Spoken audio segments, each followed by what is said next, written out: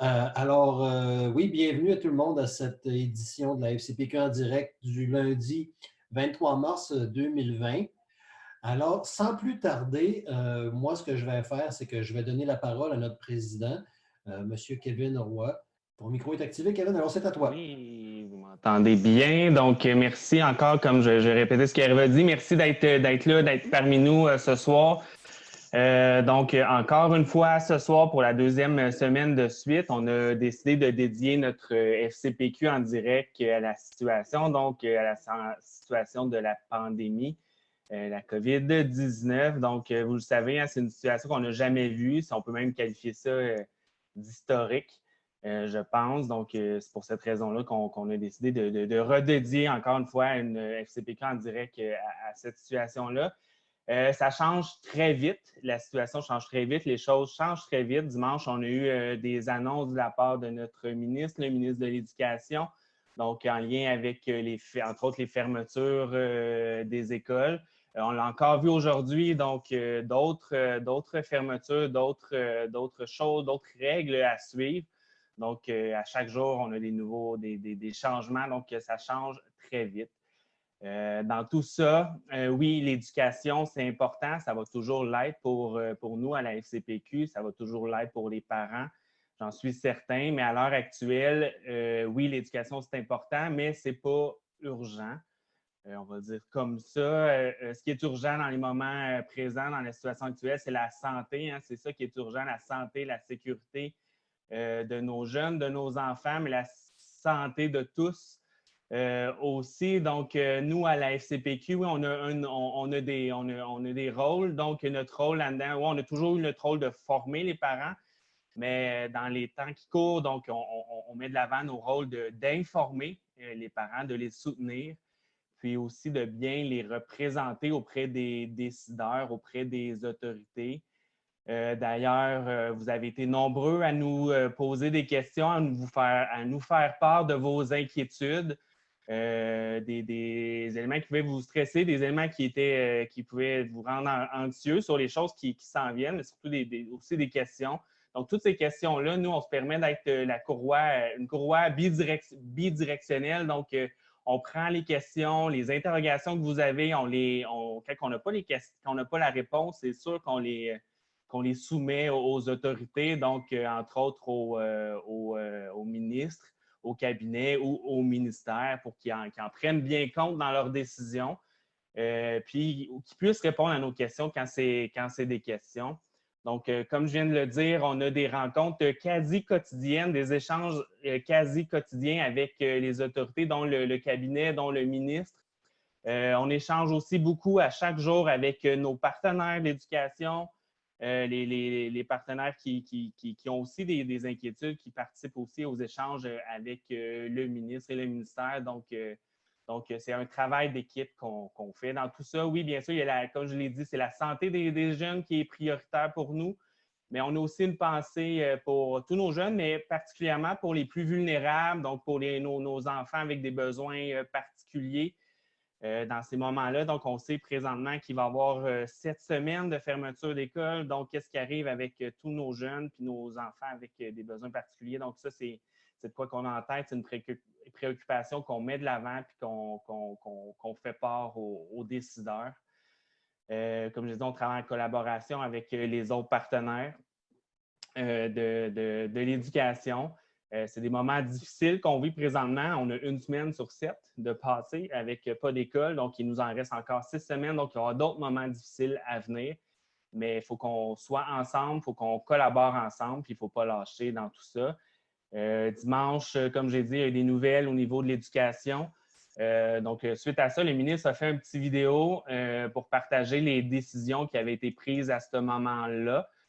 Donc, c'était hier, dimanche, ça ne fait pas si longtemps que ça. Donc, on pense opportun de rediffuser la petite vidéo que le ministre avait partagée. Donc, c'est une petite vidéo qui dure 3 minutes.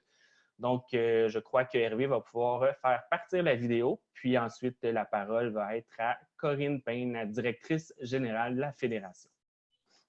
Oh, merci, Kevin. Aujourd'hui, nous avons annoncé que nos écoles, nos cégeps, nos universités n'ouvriront pas d'ici le 1er mai. On avait déjà annoncé la fermeture de nos écoles et nos campus pour 2 semaines. Ça se terminait théoriquement le 27 mars, vendredi qui vient. Maintenant, on sait qu'on ne retournera pas en classe avant le 1er mai, c'est certain. Peut-être qu'on pourra réouvrir ensuite, compléter l'année, retourner en classe, mais ce sera à confirmer. Dans l'intervalle, qu'est-ce qu'on fait? On veut répondre à ces questions. D'abord, rassurer les gens, l'année scolaire est sauvée. Il n'est pas question d'annuler l'année scolaire. Donc, c'est sauvé. Même chose pour ce qui se passe dans nos campus universitaires et dans nos campus collégiaux. Il n'y aura pas d'examen ministériel cette année. Je tiens à rassurer les gens, les élèves, les parents, les enseignants. L'important pour nous, c'est l'apprentissage et les conditions actuelles ne nous permettent pas de faire ce type d'évaluation. C'est une évidence. On va être là pour vous faciliter la vie, à vous, les parents, les enseignants, tout le monde qui travaille dans le réseau d'éducation. Notre perspective, c'est la santé, évidemment, la santé de tous, mais aussi de faire baisser le stress et de vous aider à aider les élèves. Donc, à partir du 30 mars, il y aura du contenu en ligne sur le site du ministère de l'Éducation. Et au fil des jours et des semaines qui vont suivre, bien, il y aura plus de contenu, plus de suggestions d'activités optionnelles, non obligatoires, c'est important de le mentionner, et Télé-Québec qui va venir nous donner un coup de pouce aussi en fournissant des heures de disponibilité pour des cours qui seront donnés à la télévision. Mais encore une fois, ce ne sera pas obligatoire. Les parents n'ont pas à se transformer en enseignants à la maison. On va vous fournir toutes sortes d'activités stimulantes, intéressantes, mais l'idée n'est pas de vous stresser. L'idée, c'est de vous aider. Tout ce contenu-là sera bâti par le ministère. Bien sûr, il y aura des collaborations avec tous nos partenaires, autant nos partenaires dans le réseau de l'éducation que des partenaires extérieurs qui veulent nous aider. Eh bien, cette aide est bienvenue. Je précise, encore une fois, que dans nos cégeps et nos universités, la session est sauvée. Il y a des apprentissages qui se font en ligne, qui se font à distance. On va être là au gouvernement pour aider nos institutions à compléter ces sessions. Courage, on va passer à travers tout le monde ensemble. Bonsoir tout le monde.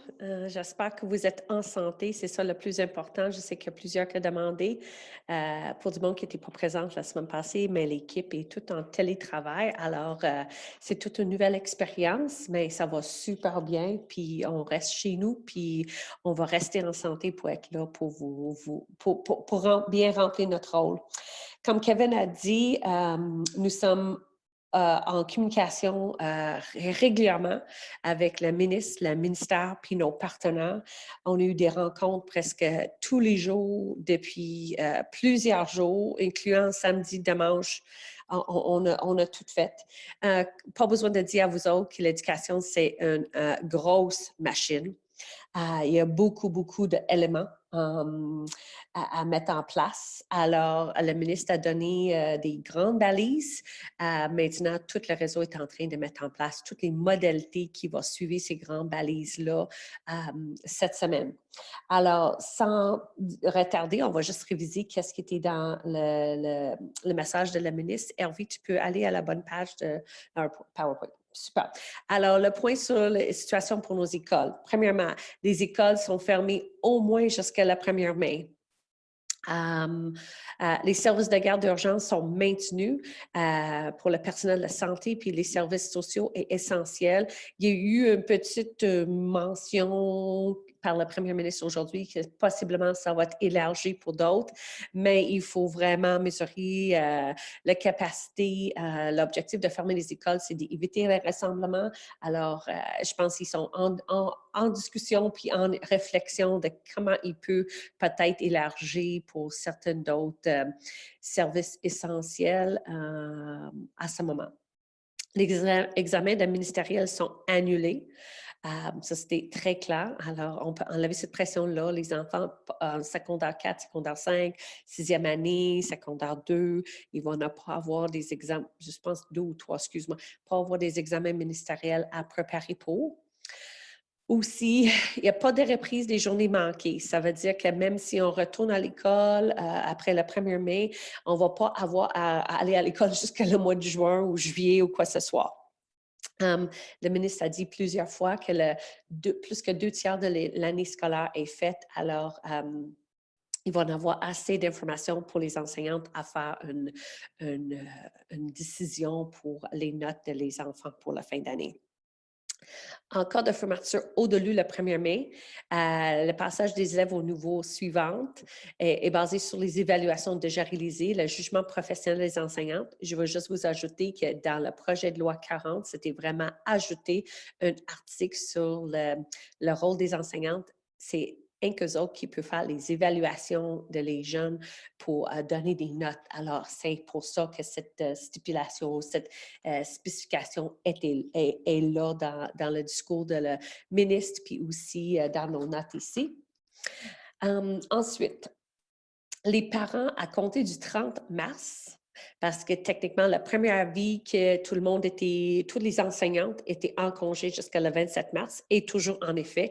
Maintenant, c'est un prochain avis qui va commencer au 30 mars. Puis, je vais vous dire que juste pour arriver à ça, la semaine passée, c'est pas juste le ministre de l'Éducation qui prend la décision, c'est vraiment la santé publique qui décide de fermer des centres, mais on a travaillé fort pour avoir l'information le plus vite puis le plus tôt possible que les parents puissent s'organiser. Alors, à partir du 30 mars, il va y avoir accès progressif à des vidéos pédagogiques. Le Télé-Québec, il va être appelé pour aider. Il va y avoir des ressources élaborées par des partenaires et des activités pédagogiques stimulantes et optionnelles. C'est important. Les activités sont facultatives, visant à alimenter la curiosité des jeunes et à favoriser le maintien des apprentissages. Il n'y a pas de nouveaux apprentissages. C'est pour maintien des apprentissages, c'est des activités stimulantes, optionnelles pour vraiment vous aider. Ça, je l'ai déjà dit, excuse-moi. Comme j'ai dit, je répète, c'est pas tout mis en place. On a travaillé ce matin, on travaille demain matin. Nous sommes les parents. Moi, je dis les parents, c'est moi qui siège sur le comité national. Je vais vous dire, puis même Kevin assiste à des rencontres quand c'est possible. On est partie prenante, on est dans les discussions à tous les jours. On a l'opportunité d'influencer des décisions qui sont prises. C'est sûr que quand ça vient au niveau de qu'est-ce qu'il va mettre dans la vidéo pédagogique, c'est pas là, mais comment ça va être diffusé, quand ça va être diffusé, c'est quoi que les parents ont besoin. C'est nous qui fournissent des informations à chaque jour pour les alimenter, pour les aider, pour la préparation, pour toutes. Pour les élèves en difficulté, il y a une grande préoccupation par tout le monde. Puis quand je dis tout le monde, autant les syndicats, les DG, les directions, nous autres, les parents, tout le monde est vraiment préoccupé. Alors, il y a toutes sortes de plans, puis de scénarios, puis d'options qui vont être mis en place pour les élèves en difficulté. Alors, je sais, il faut toffer une autre semaine, cette semaine, mais la semaine prochaine, il va commencer à avoir des choses qui vont être mises en place. Alors, merci pour votre patience. Comme je dis, une grosse machine, beaucoup de choses à mettre en place. Puis en plus, les enfants en difficulté aussi, des enfants, comme Kevin a fait mention, vulnérables. Et des enfants qui mangent du déjeuner à l'école. On est en train de discuter de toutes les modalités pour assurer que ça va être fait ou puis mis en place ou maintenu aussi. Alors, tout est considéré, puis je veux dire que au niveau de les partenaires, je n'ai jamais vu le taux de collaboration depuis les derniers 10 ans que je suis impliquée nationalement. Je n'ai jamais vu le taux de collaboration puis le s'entraide entre nous autres. Alors, puis tout est considéré le plus possible, je sais, ce n'est pas parfait, d'être accessible puis équitable pour tout le monde. Alors, c'est ça que tous les partenaires dans l'éducation publique au Québec, c'est ça nos principes, d'assurer que c'est accessible puis équitable pour tout le monde. Alors, voilà. Aussi, il va y avoir la récupération de matériel à l'école sur invitation. Je vais être très claire. Si c'est juste pour aller chercher un autre paire d'espadrilles quand tu en as déjà une à la maison, ça va être pas récupération de ce matériel-là, mais on va sûrement commencer par des élèves et HDA qui ont besoin d'accès à leurs outils technologiques, etc. Il y a du monde qui a besoin de chercher des médicaments à les écoles. Alors, ça va être mis en place sur invitation, puis j'aime pas ça, dit ça, mais en ordre de priorité, puis ça va être fait comme ça. Alors, je pense que tout le monde comprend la situation qu'on est dedans, puis il va avoir la possibilité de récupérer, mais ça va être très contrôlé. On veut éviter les rassemblements, on veut éviter la contamination. Puis je pense avec les statistiques qui sont sorties aujourd'hui, c'est plus important que jamais. Alors ensuite, le prochain diapo. Ah oui, puis Kevin a dit, les parents ne sont pas aviens des enseignants. Puis le ministre a dit aussi, on ne veut pas que les millions de parents au Québec, ils viennent des enseignants. Je sais, c'est peut-être pas votre métier, puis vous avez, surtout quand c'est vos propres enfants, ce n'est pas facile. C'est vraiment pour vous aider à aider vos enfants, pour maintenir nos apprentissages, pour les stimuler, puis c'est tout facultatif. Alors, voilà. Ensuite, je pense, le ministre a dit aussi aujourd'hui, c'est pour simplifier la vie, pas pour la compliquer. Alors, les outils qu'on parle présentement, c'est vraiment d'avoir une base d'activités chaque semaine par niveau. Exemple, en première année, faire lecture avec votre enfant 20 minutes par jour. Ça peut être une activité. Puis ça peut être n'importe quel livre que vous avez à la maison. Peut-être votre enfant est rendu plus avancé dans sa lecture, c'est lui qui peut lire, c'est toi qui peux lire. Alors, ça va juste faire lecture avec ton enfant 20 minutes par jour. Aussi, le soutien, les enseignantes vont appeler pour soutien. Les professionnels aussi, il faut mettre en place tous les mécanismes en arrière pour faire le télétravail, pour ne pas déplacer et tout ça. Peut-être il y a certains professionnels qui vont être obligés de déplacer, mais tout est en train de mettre en place pour être capable de commencer à démarrer la semaine prochaine. Alors, voilà, je vais passer la parole à Jean-François qui va parler des autres choses. Alors, merci. Oui, bonsoir. Moi, je vais revenir sur un gros point en particulier, un point qu'on entend beaucoup. Qu'est-ce qui va arriver avec tout ce qui a trait avec la gouvernance scolaire, les nouveaux principes du projet de loi 40, puis tout ce qui a rapport aussi aux instances dans les écoles, donc conseil d'établissement, comité de parents, puis commission scolaire au centre de services scolaires. Donc, qu'est-ce qui va se passer avec les obligations qu'on a au conseil d'établissement, le budget, les listes, les rapports d'activité? Qu'est-ce qui va arriver au comité de parents avec les séances, puis aussi les désignations qui s'en viennent pour les futurs conseils d'administration? Puis qu'est-ce qui va se passer au niveau du centre de services scolaires avec les premières rencontres du CA qui sont supposées arriver prochainement avec les nominations pour les membres de la communauté en juin, puis les premières séances d'ici le mois de septembre. Donc, qu'est-ce qui se passe avec ça si il n'y a plus d'école, c'est fermé, c'est pas tous les endroits qui c'est uniforme, il y en a qui ont des séances en visio, d'autres qui n'ont pas de séances, qui sont suspendues. Donc, qu'est-ce qu'on fait avec nos obligations de la loi? En fait, c'est une excellente question parce que c'est une question qu'on reçoit à maintes reprises au niveau du service conseil, que ce soit qu'est-ce qui arrive avec les obligations, mais qu'est-ce qui arrive aussi dans les écoles avec les remboursements de frais qui ont été encourus, par exemple, qui ne seront pas utilisés. C'est toutes des bonnes questions. C'est des questions que nous, on se pose aussi, des questions que les partenaires se posent aussi, puis c'est des questions qui ont été adressées au ministère aussi dans les derniers jours.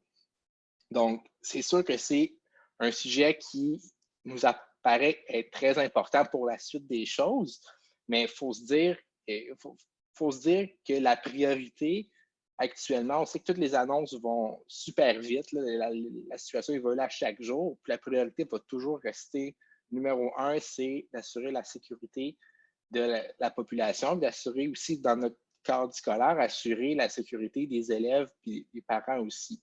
Fait qu'il faut avoir ça en tête aussi. Actuellement, les décisions sont prises au jour le jour. C'est beaucoup de réactions. Puis, la priorité va toujours rester en premier lieu la santé et la sécurité. C'est sûr qu'actuellement, on n'a pas de réponse au niveau de qu'est-ce qui va arriver avec ces échéances-là dans l'avenir. Les questions ont été adressées, puis on s'attend à voir quand même des réponses, des directives rapidement. Là, on a annoncé On a annoncé que les écoles allaient être fermées jusqu'au 1er mai. Donc là, on a quand même une idée du laps de temps que ça peut être fermé. Fait que maintenant, on peut passer en mode solution sur plusieurs aspects, dont les aspects d'échéance législative comme ça au niveau de la gouvernance et au niveau des instances. On va redresser la situation un peu. On va remettre la priorité autour de la santé et de la sécurité, mais c'est sûr qu'on s'attend à avoir des directives assez rapidement. Puis probablement, on peut s'attendre à avoir des prolongations de délai pour certains trucs, des annulations, des reports à plus tard ou à l'année prochaine. Donc, c'est sûr qu'on va avoir des détails à ce niveau-là bientôt parce que c'est une question qui est importante, mais aussi, ça touche, oui, les parents dans les structures parentales, mais ça touche aussi tout le monde dans les centres administratifs de commissions scolaires. Les autres aussi ont beaucoup de trucs à prévoir, les directions aussi. Fait que c'est sûr que c'est un sujet qui est important, mais il faut garder en tête que la première décision qui sera prise va être toujours dans la santé et la sécurité des élèves. Fait que faut quand même mettre un peu d'eau dans notre vin et dire on aimerait savoir les réponses vite. Il faut aller une étape à la fois aussi. On vous tient informé. Ça, c'est clair qu'on va vous tenir informé dès qu'on a les réponses. Mais c'est quelque chose qui nous trotte effectivement dans la tête, mais qu'il ne faut pas s'inquiéter. C'est sur la table, puis on va avoir des directives. Pour ce qui est de nos instances, côté de la FCPQ, on est quand même en mesure de vous donner des informations. C'est quelque chose qu'on peut plus facilement contrôler. C'est des informations qui vous ont déjà été données la dernière fois au niveau de notre conseil général. On le sait que le 4 avril, ce ne sera pas un conseil général en présence, mais un conseil général virtuel. On va respecter toutes les directives de distanciement social, puis on ne fait pas de rassemblement. Pour ce qui est du prochain CG, puis de l'Assemblée générale qui est prévue le 29 mai, on est encore en attente parce qu'on se laisse un petit jeu de temps pour. Là, on sait que tout est pas mal fermé et interdit jusqu'au 1er mai. On attend de voir les développements si on est capable de tenir notre CG comme prévu le 29 mai. Sinon, on va voir des informations sur les alternatives. Pour ce qui est du congrès, c'est un peu la même chose. Là. On attend, on sait c'est une petite période tampon, mais qu'on va prendre une décision plus tard le 29 avril pour savoir si on tient le congrès, puis sinon s'il y a quelque chose d'autre. Donc, on vous tient informé à ce niveau-là. Pour ce qui est des formations webinaires, tout était annulé. Malheureusement, on n'a pas eu le choix d'annuler, sauf celle qui est prévue le 21 avril sur le TDAH. Ça est toujours maintenu. Donc, vous pouvez la laisser à votre agenda. Et finalement, à partir du 30 mars, vous allez recevoir plusieurs outils qui sont en lien avec le soutien dans toute la période de fermeture pour le prochain mois. Donc, soyez à l'affût. On travaille pour vous préparer des trucs tout en fonction de ce qu'on va recevoir de la part du ministère. Donc, soyez prêts à ça.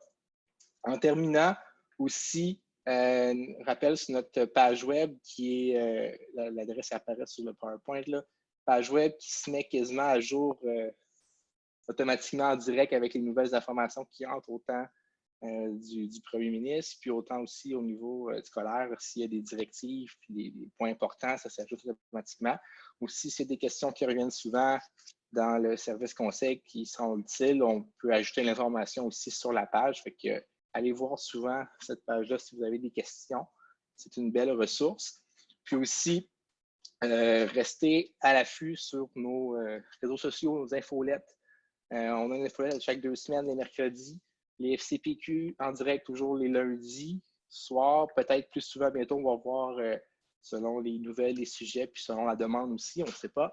Médias sociaux, Facebook, Twitter, traîner des pages très actives avec l'information en direct qui est transmise à cet endroit-là. Puis aussi, on travaille sur des petits sondages à venir, que ce soit sur plusieurs sujets pour nous guider dans nos futurs travaux, nos futurs outils, infolettes, contenus FCPQ en direct. Donc, soyez à l'affût là-dessus. Là. Ça va suivre dans les prochains jours ou prochaines semaines aussi.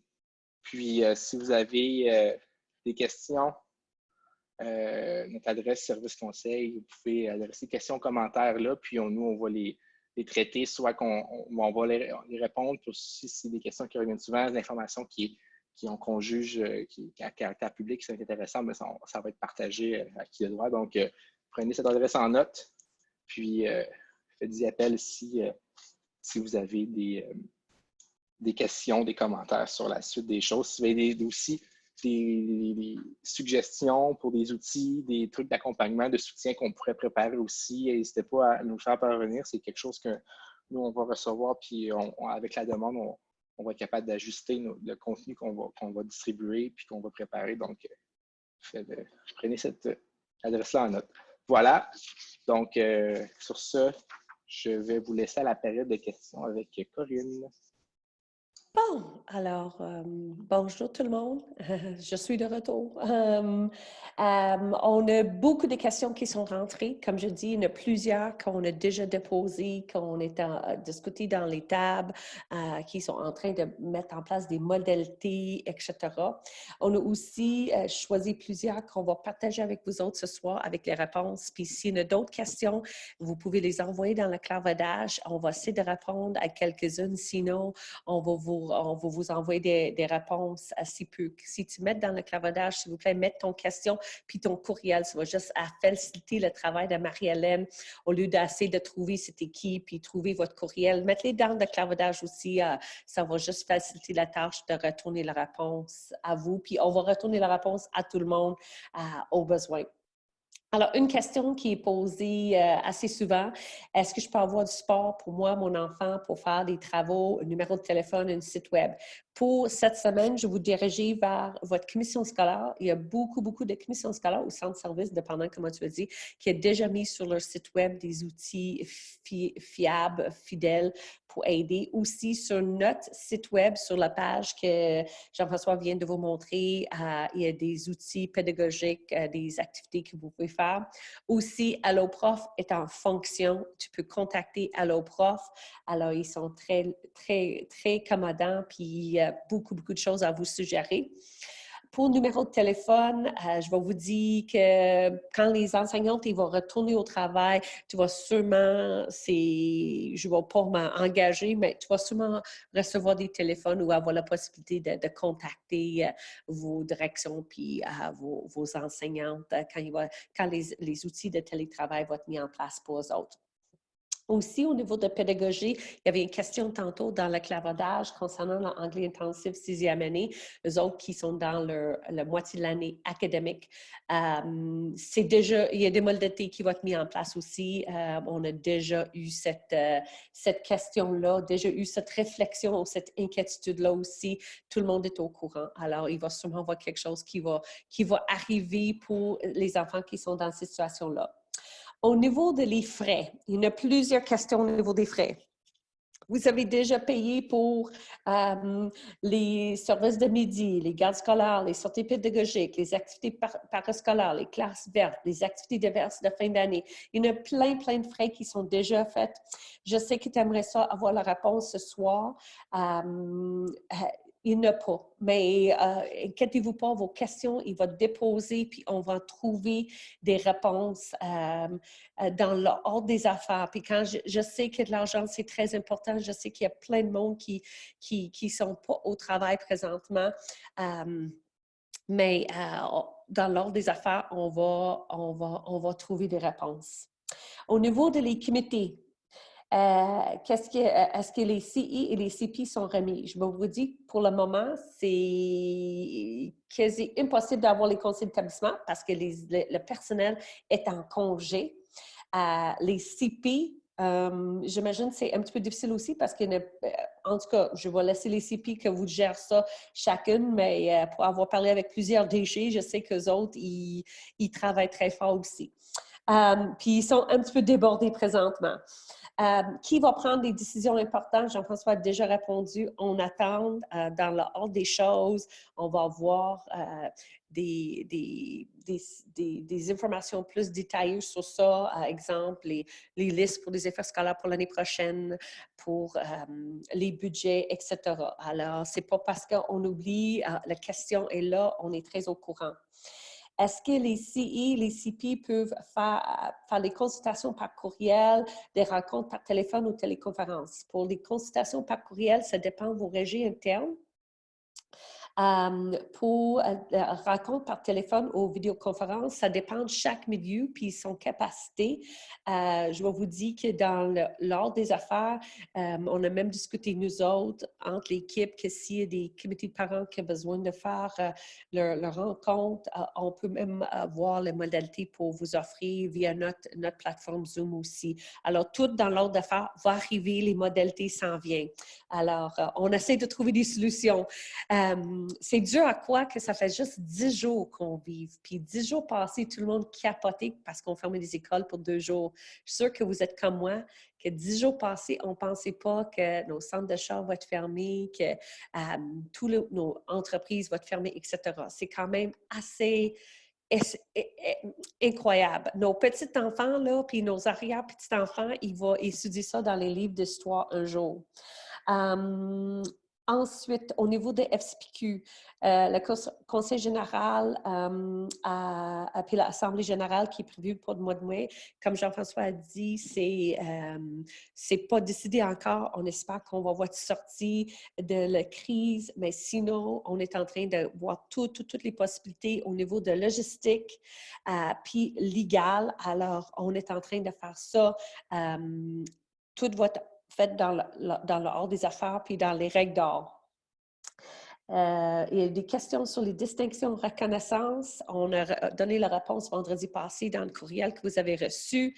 Il n'y a pas de date limite présentement. On a juste laissé pas de date limite. Quand on va reprendre nos activités normales, on va décider quoi faire. Alors, si vous avez des candidatures, envoyez-les. On va les traiter.